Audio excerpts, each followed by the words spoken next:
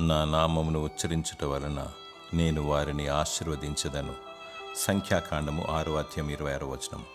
దేవుని నామము మహోన్నతమైన నామము, శక్తిగల నామము, అన్ని నామముల కన్నా పైనామము, ఆశ్చర్యకరుడు, ఆలోచనకర్త, నిత్యుడగు తండ్రి, బలవంతుడైన దేవుడు, సమాధాన అధిపతి. ఈ దేవుడు వాక్యమను నామము గలవాడు. 2000 సంవత్సరాల క్రితం కృపాసత్య సంపూర్ణుడిగా మన మధ్యకు వచ్చెను. ఈయన యేసుక్రీస్తు ప్రభు. యేసు అనగా రక్షకుడు, క్రీస్తు అనగా అభిషిక్తుడు, అనగా సంపూర్ణమైన దేవుడు, సంపూర్ణమైన మానవుడు. యేసుక్రీస్తు ప్రభు అని ఒప్పుకున్న వారికి రక్షణ కలుగుతుంది. ఈ నామాన్ని ఉచ్చరించినప్పుడు స్వస్థత కలుగుతుంది, దురాత్మలు పారిపోతున్నాయి, అద్భుతాలు జరుగుతున్నాయి, ఆశీర్వాదాలు కలుగుతున్నాయి.